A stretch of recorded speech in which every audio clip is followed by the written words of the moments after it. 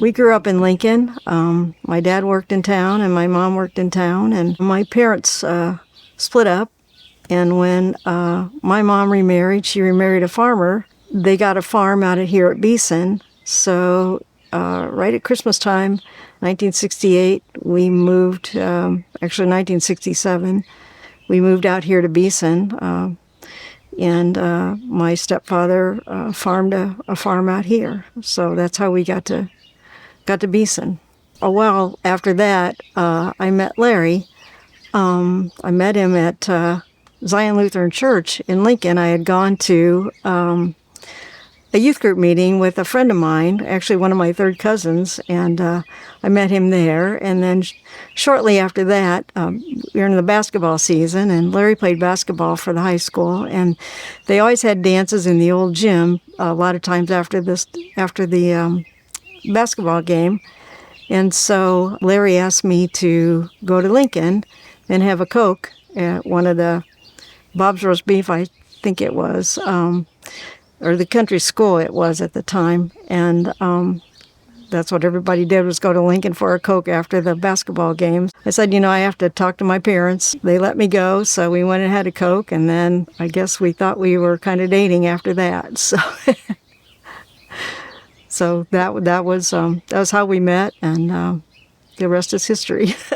Well, Larry graduated from high school, and he had decided to go to Illinois State University. He was a couple years older than I was, so I still maintained classes at the high school, and he went on to college, and he decided that really college wasn't for him. He had an opportunity to come home and farm with his dad, and that was pretty much in his heart. I finished out high school, and we got engaged right after I got out of high school, and so that would have been in May. We were married the following February in 1972. I had a job in Lincoln after we got married, and Larry farmed with his parents. We formed a partnership. They decided to go more into hogs, so they started building a hog building and farmed. Larry's mom helped at the farm here, so that was pretty much our partnership, and it worked really well. They had corn and beans, and they also had wheat, and they had several different types of livestock here. They had sheep, they had cows, they had hogs, and some chickens, as every farmer did back in the 60s. After the tornado, and everything was blown down here at the farm except the house, they decided to go in the direction of raising one species of livestock, and they decided to go into hogs. That's when confinement buildings first became popular, and shortly after that, they decided to put up their first confinement building, which was a farrowing house.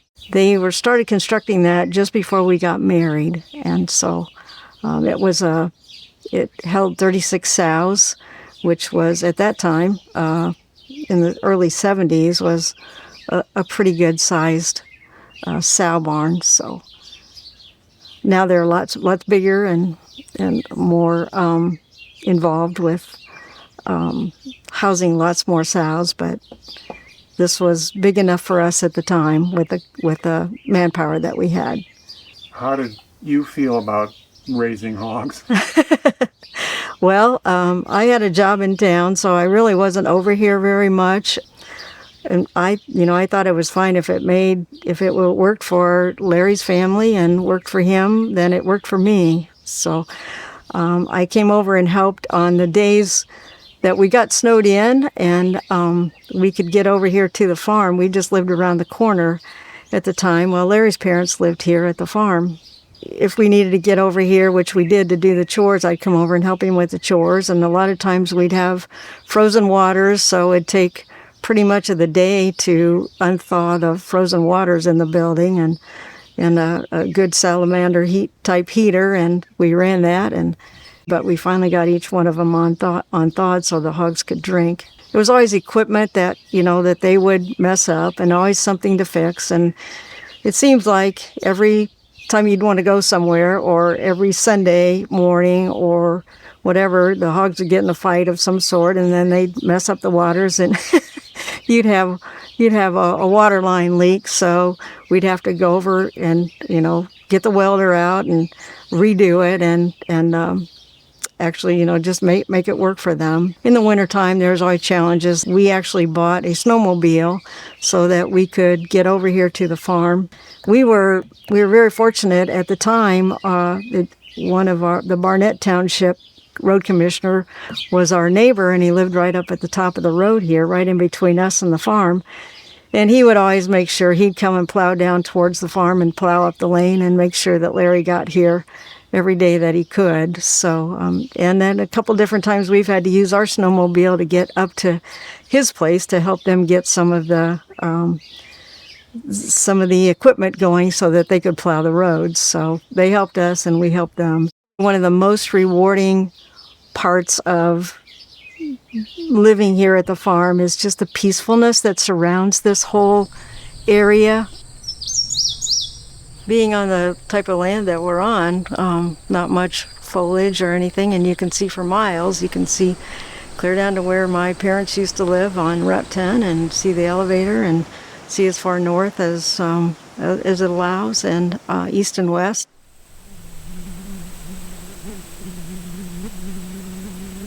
The sunsets and the sunrises in the morning, they are absolutely fantastic. You can see God's handiwork in each one of the beautiful sunsets that we have out here.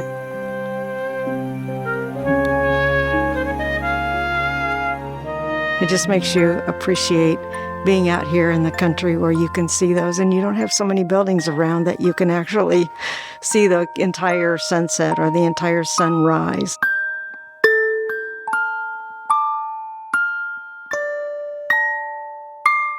A good day was when nothing broke. You could get through and no one was hurt. No one was, everybody just had a good day, and you could come in at night and or come in at noon and read your magazine and eat your lunch, and everything was okay when you went back outside again, and then you could come in at 5 o'clock and peacefully rest and maybe watch a basketball game or a football game or two. We had a couple bad days when Larry and his dad farmed together. He fell and broke his elbow, and so we spent some time at the doctor's and in the hospital with a broken elbow. And then after we got that healed, he was on a tractor, and we had a disc with a harrow on the back end of it, and he was trying to at that time, we had the cabs that had the windows you could put in and take out, and he was trying to take out the window, and the harrow was flipped up on top of the disc, and he fell backwards, and he fell on top of the harrow and ran a harrow tooth through his arm. We ran him to the hospital and ended up getting infection from his forearm all the way up to the top of his shoulder. Went into surgery that night, and thank goodness the doctor was willing to stay on a Friday night and operate on him, and we spent 13 days in the hospital trying to get that thing healed, and then a lot of time otherwise, between Larry's mom and dad and myself filling in for him at the farm here too. So I would say those were some of the pretty tough times that we had, but we were thankful he could keep his arm, because the doctor said I was so close just to taking off his arm because I didn't know if I could get all the infection. And he said it took me about 5 days to get everything cultured out so that we could determine what it was and we could use the right antibiotics in it.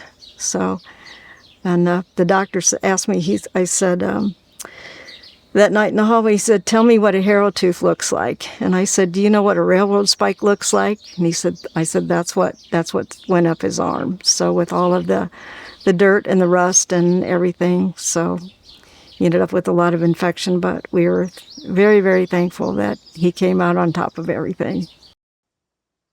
Over the years, we accumulated more farm ground, and we started out with, I think there was 240 acres here, and the neighbors would retire, and the landlords would ask us to farm it, and we ended up I can't remember what year it was now, we bought we bought a 60-acre tract over there, and then we farmed for the Methodist Church in the back, which is close to, it was 360 acres. And so you just, we did some custom farming for a friend, and and then the house where we lived over there, where Jeffrey lives now, there was an 80-acre tract, and then we picked up another.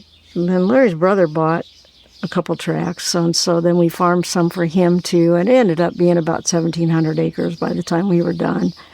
And we had always worked with Larry and 2 employees and myself, and so we got along pretty well doing that. And in that meantime, in 1994, we built the big building in the back. Larry and the veterinarian came up with that idea. Pretty much our 2 employees worked those hogs up there, and then we had it held 200 sows, so we had how do we do it? We had different places we didn't have enough space to grow out all the pigs that we raised. We had 100 babies every week, and we didn't have enough space here to grow them out, so we contracted with a gentleman in Minear and a family at Wapella, and one other, where do we go? Latham, with a family over at Latham. So then we were busy grinding feed and growing corn and mixing it with the soybean meal, and we had a feed truck, and so we'd make at least 3 to 4 trips every week over to the different sites that were housing our pigs. So we fed them here, and so it was every day went by, you were grinding feed for all these hogs, and we grew 5,000 head each year for several years. So it was always constant something. Livestock is every day. It's an everyday thing. They have to have feed, and they have water, and they have to have care.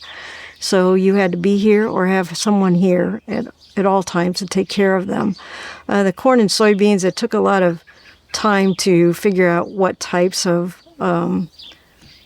corn brands that you were going to plant, and the soybeans as well. And at that time, we did all of our own spraying and everything too, so you had to work with a fertilizer dealer on what chemicals you were going to use. And then we had a sprayer and a water wagon, and we did all of the mixing, and Larry put on most of the spray himself. And then we side dressed anhydrous ammonia, so that was another trip across all of the fields. And so that was, they had their peak times when you were busy with those things, but it wasn't an everyday situation like it was with the hogs. So there was always something to do out here, whether it had to do with raising the crops or raising the hogs. They can tear up a lot of things by themselves, but they don't fix it. So, and then there's always repairs that you had to take care of too, because there's a T-bolt loose, or you walk in the building, you hear something rattling that you don't normally hear, and you're going, okay, let's see who's in trouble here today. So, or you're always checking on the sows, because the sows were having babies every day, so you had to, make sure. We had them on a computer program, and so we basically knew which ones were going to farrow and when, but there was always some that would either go early or go late, and so you had to get them in and out of the gestation building. You had to move them down the hallway to the farrowing rooms, and then, of course, when the babies started coming, that's a whole nother process, because you have to have you cut their eye teeth and notch the ears and cut tails and give them all the vaccines that they need to have. So you had 100 babies every week. So that was, it was enough work in itself. And then the power washing, besides, once you moved all 10 we could farrow, we actually farrowed 10 to 12 every week. And so once you moved them out, then you had to clean out feeders, and you had to power wash everything down before you moved the next group in. So, and we had 4 farrowing rooms at the time. So the babies would stay in a farrowing room for 3 weeks, and then you move them out. And they would come up here to a nursery room, and then the sows would go back to the gestation building to take a couple week break, and then you'd breed them again. So you had to keep track of their breeding schedule and their heat schedules, and so that we AI'd, artificially inseminated everything. So had to make sure that you had the AI tubes on hand, and make sure that you'd keep them at the right temperature. And so then after a while, then you'd pregnancy check each sow twice.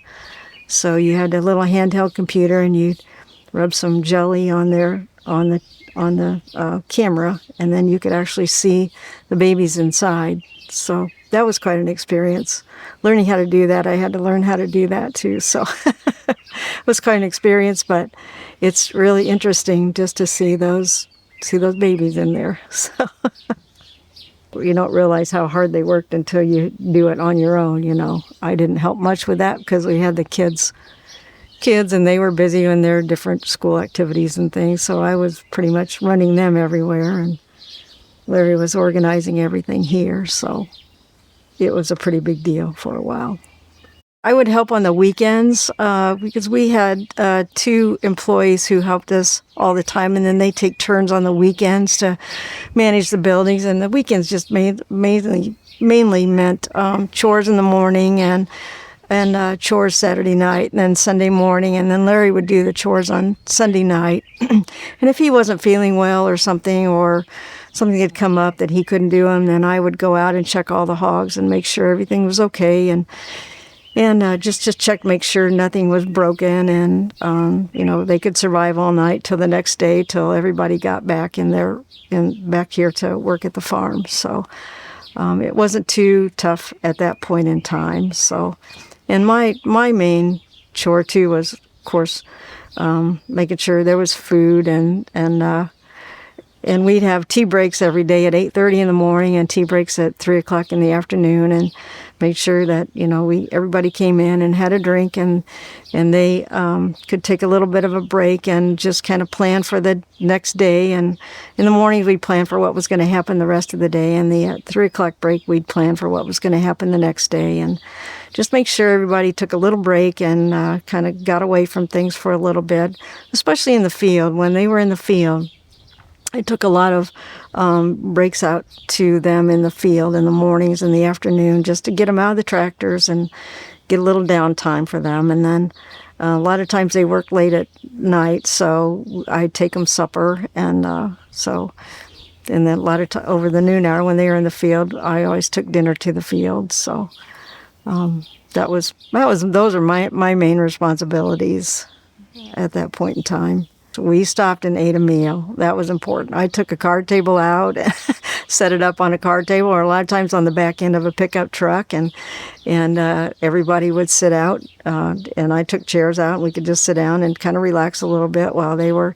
eating lunch, and then they could get back in the tractor and go back to work. But Larry's mom decided it was an important thing to have tea breaks twice a day. And so we just continued the process, and I think it worked really, really well. They were all tea drinkers at that point in time. So we started doing the meat business, I believe, in 2010. It was kind of interesting how it came about. The church that we went to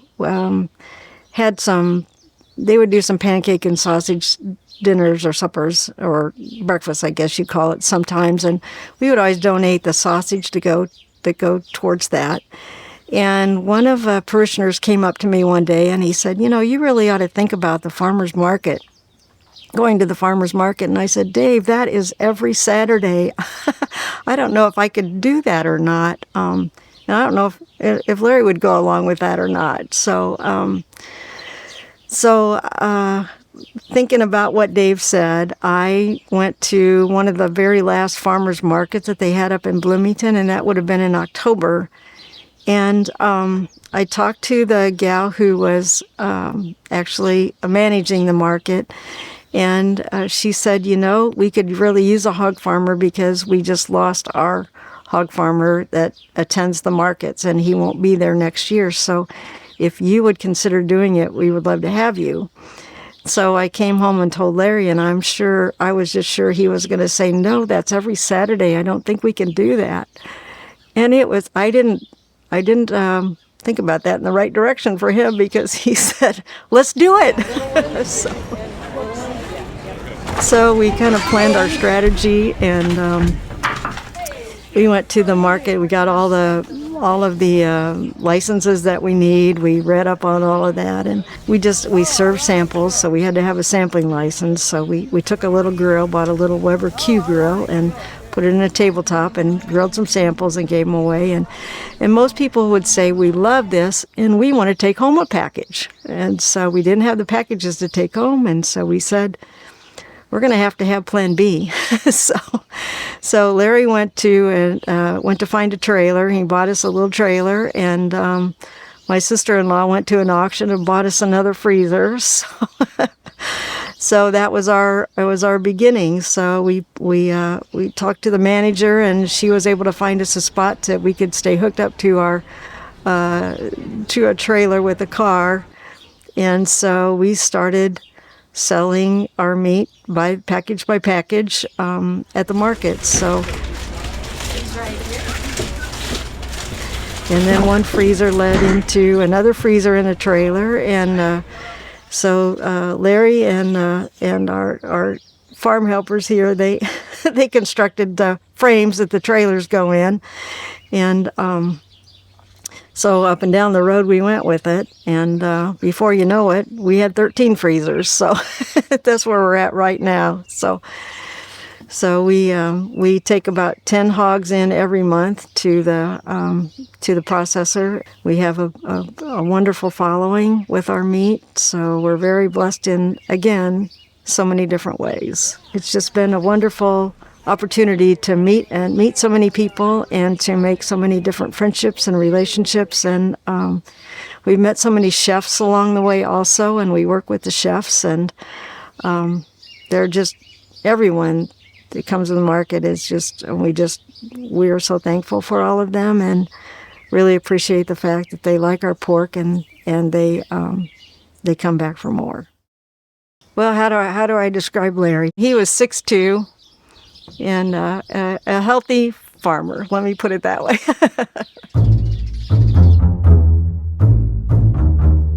He was probably one of the most fun-loving persons that I ever knew in my life, and he was the kind of person that he always had a smile on his face, and he was always boisterous, a lot of fun, a very I would say a very heart-struck person to help other people. He was always there to help one another, and he thought family was the best thing to have around him. And he loved his family, and he showed it in lots of different ways. He was a very big Christian. We went to church every Sunday, and he praised God and thanked God so many different times for all the crops and everything that went well here at the farm, and I think he felt very blessed. And he was the kind of person who could light up a room when he walked into the room. So it was always a joy to be around him, and there was always a lot of laughter and always just a lot of fun times and joyous times, I would say. He was very concerned about what he did on the farm, just to make sure that he did everything correctly and within the ways that they should be done for his farming practices and his hog practices. He enjoyed every aspect of farming, and at times I would say, are you sure there's something else that you wouldn't want to do with your life other than farm? And he said, no, I don't want to do anything but be here on the farm and raise hogs and grow corn and beans. So that was my Larry. We were diagnosed in January of 2020 with pancreatic cancer. We had a few tears together, but, we just thought that, we could do everything that we could to beat it. And it's, what did one of his doctors say? It's one of the last cancer frontiers that we have to conquer yet. You know, when something happens, like when you lose your spouse and your partner in life, you don't always know how you're going to go forward. But God has stepped right in and shown me the way. And, you know, we've been 4 years now without Larry, and God has shown us every step of the way. He has put the people in our lives that needed to be there. It's just, I'm so thankful. I feel so blessed, and so, you know, thankful that God has stepped in and like the poem says, not only walked beside us, but picked us up and carried us many times. So to that, I'll be eternally grateful, and I am.